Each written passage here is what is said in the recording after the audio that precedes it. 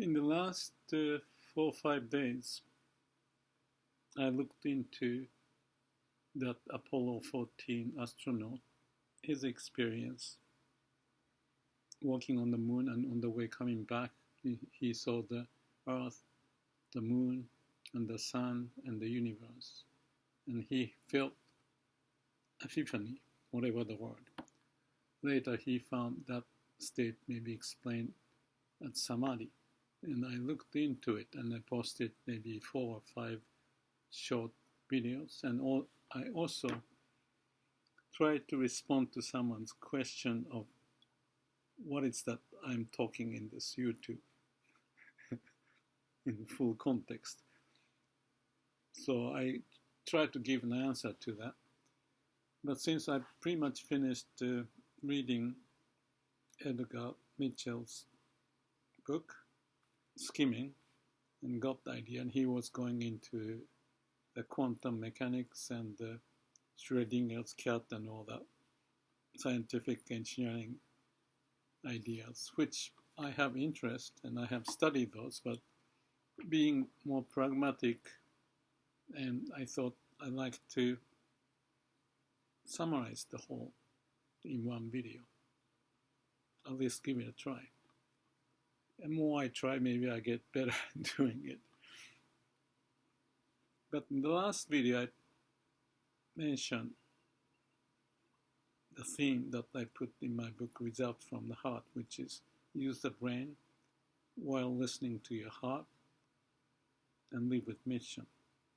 So let me focus on that one and then try to combine various ideas like Samadhi, wisdom, and how to live, basically. Because that's the name of the game for me, for myself. And hopefully I can explain to the audience if there's any, but for myself too. So we have this brain, but as I mentioned elsewhere, brain by itself has a limitation because it's dualistic way of looking things, good and bad and beautiful, ugly, right and wrong.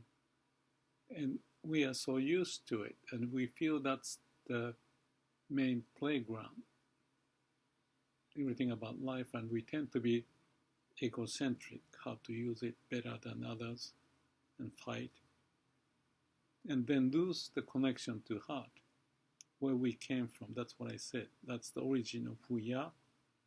Life was born, and we are here. That's the universe. And actually, that's the same kind of expression Edgar Mitchell said. When we have that awakening experience, maybe that accentuate that we are just the miracle of the universe. That's my term. I don't think he used that, but there's a great appreciation of what we got, so that looking at the world and the earth, where lots of problems, it looks such a stupid thing that we do. And I think that's probably the kind of impression he got. Therefore, he was trying to find a way to figure out what to do. And he came to this Samadhi state. So let me start with that one. The state of Samadhi is original state, connected to perhaps like when we were born. Out of nowhere, we didn't have the brain, we didn't have anything, but some creative energy manifested in the form of a living being, and we evolved to where we are. And we developed this brain attached to it, instead of just being like a monkey and, well, a monkey may have some brain, but the lettuce and the trees. So we get kicked out of the Garden of Eden to play with this after eating the fruit of knowledge, right and wrong, good and bad. But if you just live in there, it's so confining, and abusing it create what's the word? Delusion, something unnecessary. But I don't see it negative. Out of that delusion comes out the wisdom. So we can have this like a problem-solving process. It's like a life, to be alive. The negativity, the positivity, wisdom, compassion. Therefore, I use the word Sila Samadhi Panya to get out of that delusional state, to be awakened, bring out the wisdom and compassion. It's easy to say, but for that reason, I emphasize the state of Samadhi. And what was so interesting for me to read Edgar Mitchell's book, The Way of Explorer, is the one, and there's some article I referred to in the other video that connected to my experience almost exactly the same, that he felt one with the universe and connecting to the source of creativity. Maybe that's not the word that he used, but the Samadhi he used, and he found the state as if he has the broader, bigger view of the universe, not small view that we tend to fight and deluded and confused living on this earth. So he had this idea of going beyond our constrained mind. And from my experience from Vipassana 8th day, I had the similar, or I like to call identical experience, even for the energy to flow like a kundalini. Although I just say a few words on that, the kundalini could be very dangerous if you want to try it, because it's too much, too short, and I've seen many examples of people having a negative impact of it. Vipassana was much milder, but Edgar Mitchell's case was he found that meditative state, just looking at the universe in silence in his mind, I'm pretty sure, and then something happened. So he spent the rest of his life devoted what that is, what to do. And there's a Noetic Institute of Noetic Society, I think it's the organization which has lots of PhDs as a part of the advisors and contributors and whatever they do. I looked briefly into it. I may want to contact them, but I felt that orientation may be a little different. So that's why I just want to summarize what I feel at this moment. So in his case, going into the quantum physics to go beyond how to resolve the paradox. And I think that's very interesting, but my question is how to live.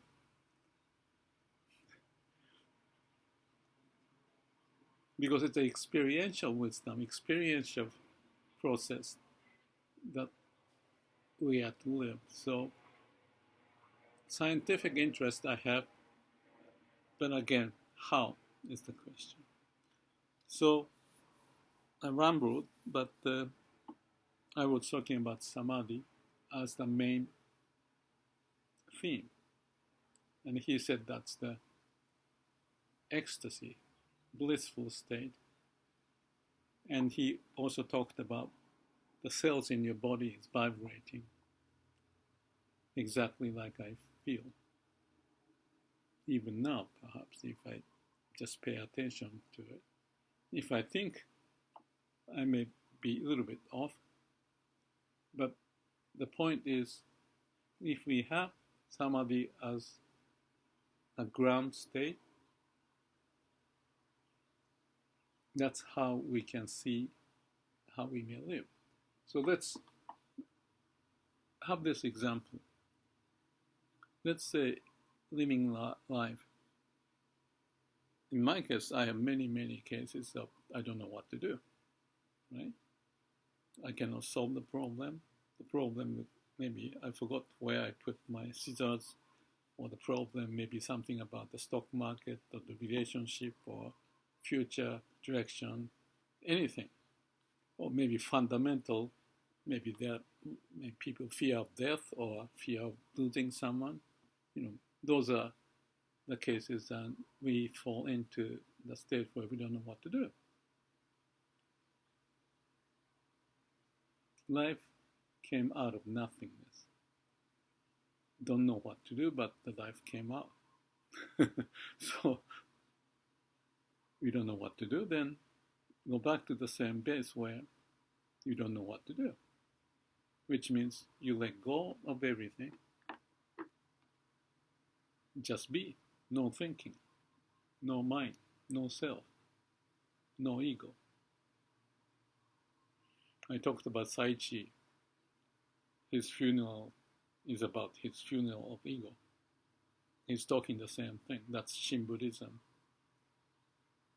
Vipassana talk about Samadhi, Sila Samadhi panna, right conduct, calm and quiet mind, Samadhi, nothingness, no self. Come up with panna. So that's basic state of Samadhi, that with some experience you may have it, but main thing is that if you don't do anything, no mind, no thinking, no ego, keep practicing that. Maybe sitting like in Vipassana, or it doesn't matter, during the day multiple times.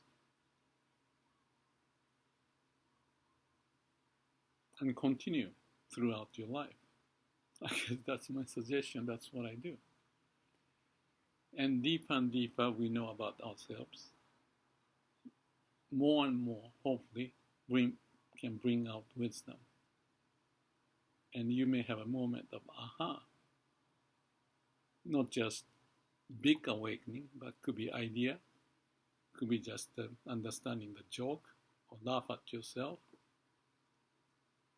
or relating to your physical situation. I may have shared in one of the videos that I had a toothache, and I figured out by paying attention, not doing anything.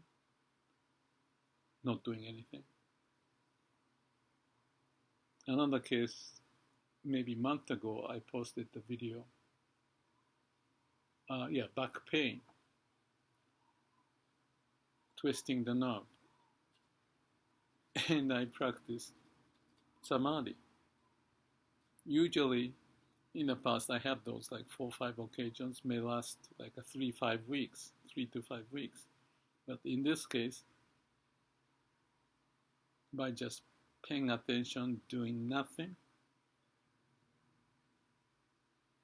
I vomited for whatever reason, and I have this posted in my video.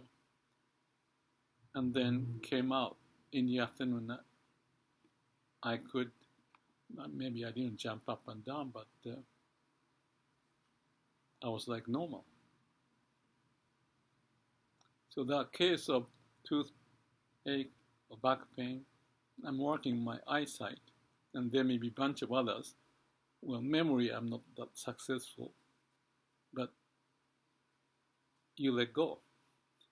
If you cannot do anything, you may search for the internet and do this and that, and you find the space you can manage, mini universe, because you're not gonna be a Superman to be able to do everything. So part of the wisdom is figuring out what's the right thing to do. Maybe toothache, maybe backache, maybe some memory, eyesight.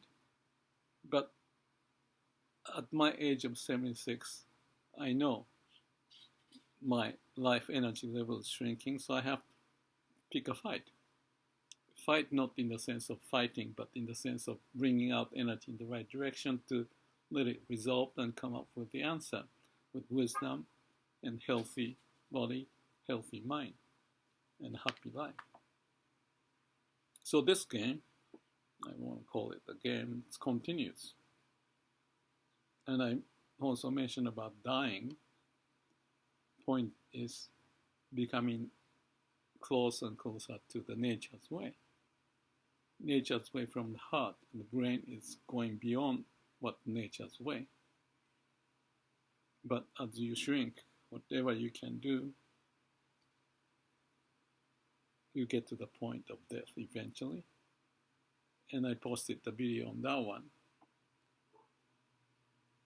as if accepting everything as it is. It's simple, very, very simple. Doesn't require PhD or engineering degree or any degree.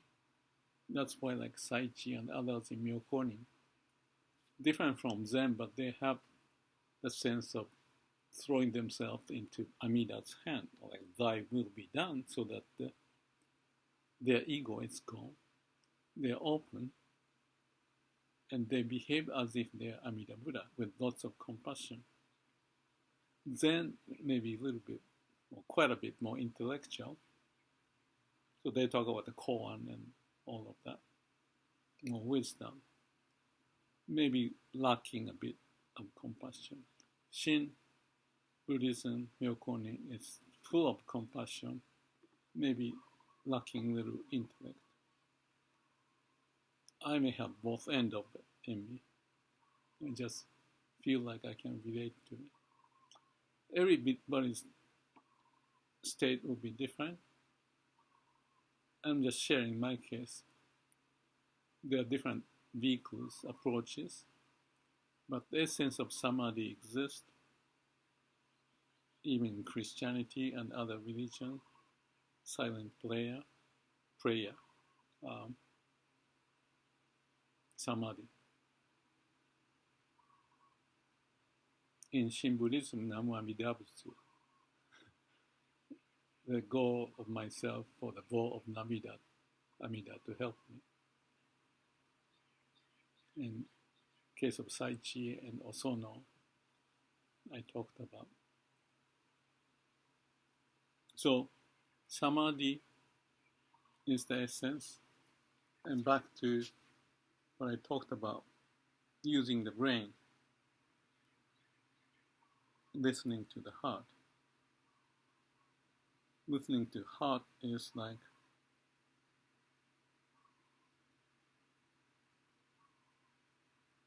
hear what we should do given the situation. When you have nothing you can do, you still come up with the idea. And the idea could be, like I said, one of those confused situations, or it could be the mission of life. And if you have the mission, like I said elsewhere, do what you really like, and if that helps the society, that's the way. Mission is to answer the question. The sentence I said was I used to my son, and I shared in some of the seminars. Do whatever we really like, to listen to your heart. It may change, but you may hear the voice, what you really want to do. And if that helps the society, why not? Therefore, you can do that exercise using the brain with the wisdom by listening to your heart and living with the mission. Simple, right? It is simple. And how you're doing is to monitor the level of defilement or disturbance, confusion, disorientation, all of that. So it shows up in your breathing,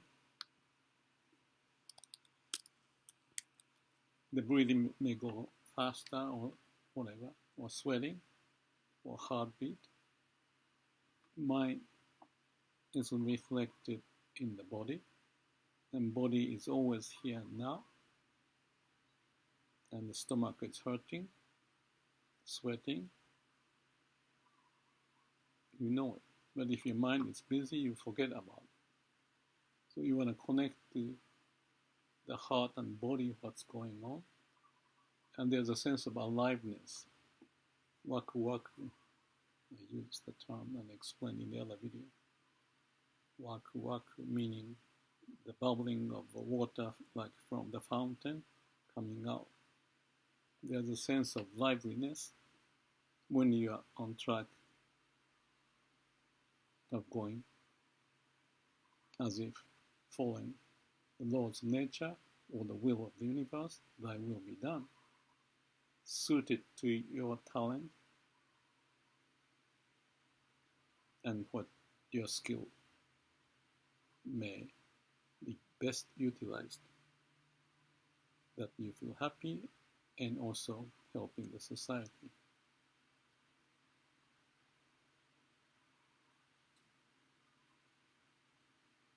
That's pretty much it. So what's the key point?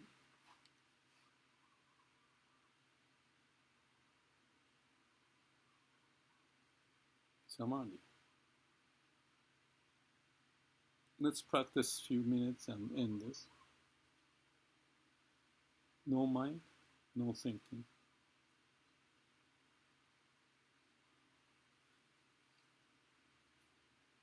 You may feel your breathing.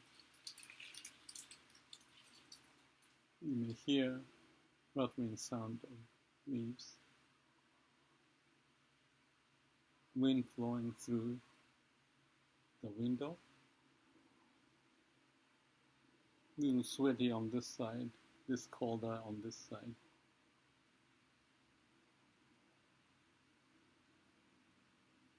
Your mind is quiet. Breathe in, breathe out. Maybe close your eyes.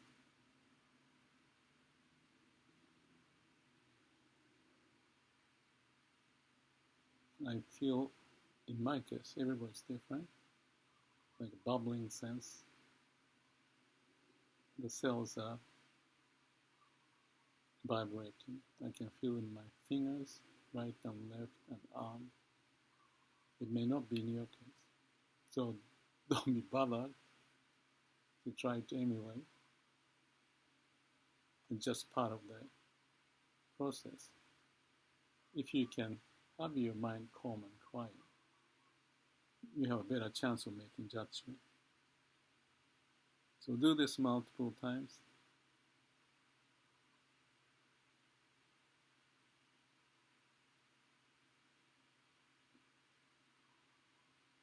I tried to share my experience as I used to, but through this YouTube media, how I'm doing continuously.